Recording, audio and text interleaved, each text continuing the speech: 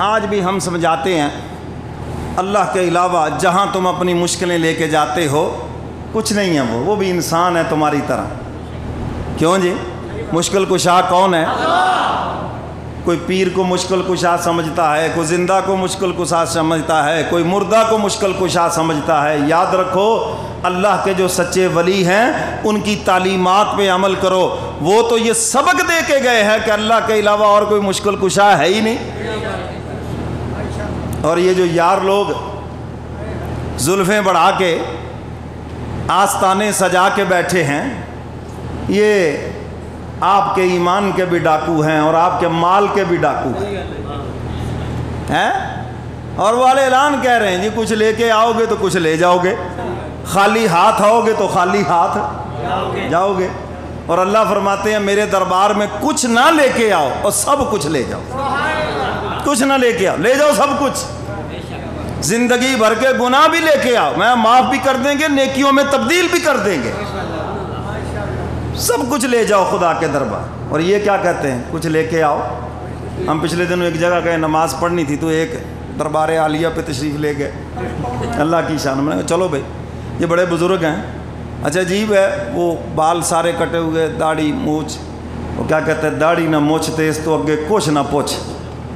یہ پروٹے بھی کاٹے ہوئے اور کوئی بال نہیں تھا ان کے چہرے پر.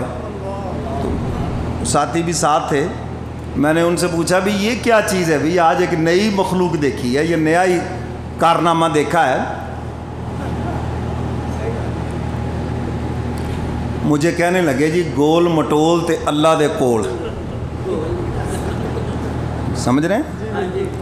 اللہ کا مقبول بننے کے لیے کسی سٹائل کی ضرورت نہیں ہے، یاد رکھنا ہے. اللہ کا مقبول بندہ بننے کے لیے کسی ڈرامے کی ضرورت نہیں ہے.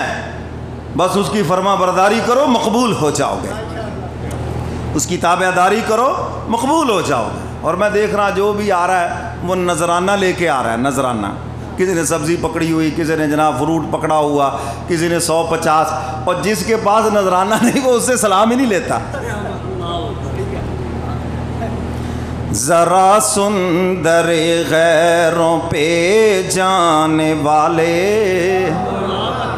شاعر نے دعوت فکر دی ہے، خدا کا دروازہ چھوڑ کے غیر اللہ کے دروازے پہ جانے والوں ذرا سنو تو صحیح. ذرا سن در غیروں پہ جانے والے، مزاروں پہ جا کر اے جھک جانے والے. وہاں جا کر کوئی سجدہ کر رہا ہے، کوئی طواف کر، سب حرام ہے، شرک ہے. اللہ کے ولی کے دربار پہ جاؤ. ہم جانے سے منع نہیں کرتے، ہم وہاں طواف سے منع کرتے ہیں، سجدے سے منع کرتے ہیں اور اس پیر سے مانگنے سے منع کرتے ہیں. ذرا سن در غیروں پہ جانے والے، مزاروں پہ جا کر اے جھک جانے والے. وہ کیا دیں گے تجھ کو تو کیا مانگتا ہے، وہ کیا دیں گے تجھ کو تو کیا مانگتا ہے. وہ خود ہیں تیری جیب سے کھانے والے. کیوں جی؟ اگر آپ کے نذرانے بند ہو جائیں ہیں ان کے تو سارے آستانے ویران ہو جائیں. اچھا اگلی بات کرتا ہوں، آپ نے وہاں ملنگوں کو دیکھا، وہ بھی آپ سے مانگ رہے ہوتے ہیں جی. جو بھی جائے مانگ رہے ہوتے ہیں نذرانہ دے جو جی نذرانہ دے دو. ان کا بھی یقین نہیں ہے کہ یہ قبر والا کچھ دے دے گا، ورنہ وہ اس سے مانگتے، آپ سے کیوں مانگتے. آگے چلے گدی نشین بھی آپ سے مانگ رہا ہے، مانگ رہا ہے کہ نہیں. آگے چلے جائیں محکمہ اوقاف کا غلہ بھی پڑا ہوا ہے جی نذرانہ ڈال دو اس میں، ہے ایسے ہے یہ نہیں. شاعر نے دعوت فکر دی ہے. ذرا سن در غیروں پہ جانے والے، مزاروں پہ جا کر اے جھک جانے والے. وہ کیا دیں گے تجھ کو تو کیا مانگتا ہے، وہ خود ہیں تیری جیب سے کھانے والے.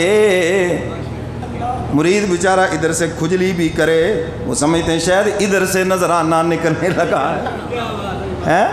وہ بیچارہ ادھر کوئی حرکت بھی کرے شاید یہ پچھلی جیب سے کچھ نکالنے لگا ہے، وہ تو خود تمہاری جیبوں کی طرف دیکھ رہے ہیں، انہوں نے تمہیں کیا دینا ہے؟ کیوں جی کو دینا ہے کچھ؟ وہ تو خود کہہ رہے ہیں جو لے کے آؤ گے تو کچھ لے جاؤ گے، نہیں تو جاؤ۔ حق تعالیٰ فرماتے ہیں یہ میرا دربار ہے، یہاں کچھ بھی نہ لاؤ، سب کچھ لے جاؤ، اور خدا کا دروازہ چھوڑ کر جہاں جاؤ گے لوٹے جاؤ گے۔ ذرا سندر غیروں پہ جانے والے مزاروں پہ جا کر اے جھک جانے والے، اٹھائے گا خالق تو تب ہی اٹھیں گے۔ کیوں جی اپنی مرضی سے اٹھ سکتے ہیں؟ جنہیں تم حاجت روا سمجھتے ہو، مشکل کشا سمجھتے ہو، اپنی مرضی سے قبروں سے باہر نہیں نکل سکتے، کیونکہ مشکل کشا کون ہے؟ وہ ہے مشکل کشا۔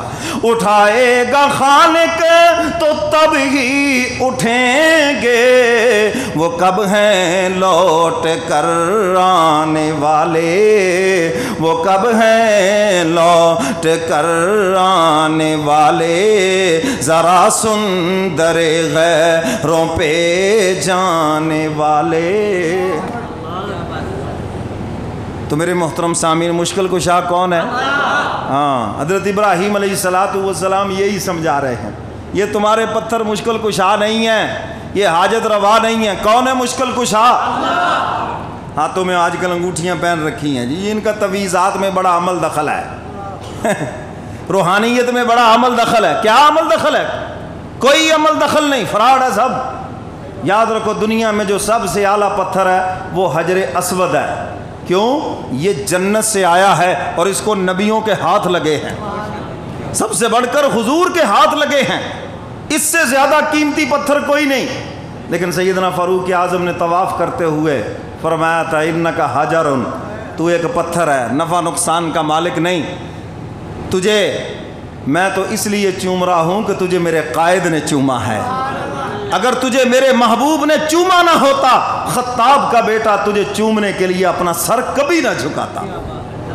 جب وہ نفع نقصان کا مالک نہیں تو یہ فروزہ بروزہ یا جتنے جو پتھر آپ کہتے ہیں یہ نفع نقصان کے مالک ہیں؟ بولو بھائی، کوئی ہے نفع نقصان کے مالک؟ کوئی نفع نقصان کے مالک نہیں۔ ہاں کوئی ویسے پہن لیں انگوٹھی، چاندی کی انگوٹھی ہے، بیچ میں کوئی نگینہ خوبصورتی کے لیے لگا لیا، چلو الگ بات ہے، لیکن اگر کوئی یہ سمجھے یہ نفع نقصان کے مالک ہیں، اس سے کوئی فائدہ ہے، کاروبار میں برکت ہے، یہ شرک ہے، سب کچھ بھی نہیں ہے۔ یہ پتھر ہیں، مورتیاں ہیں، کچھ بھی نہیں ہے۔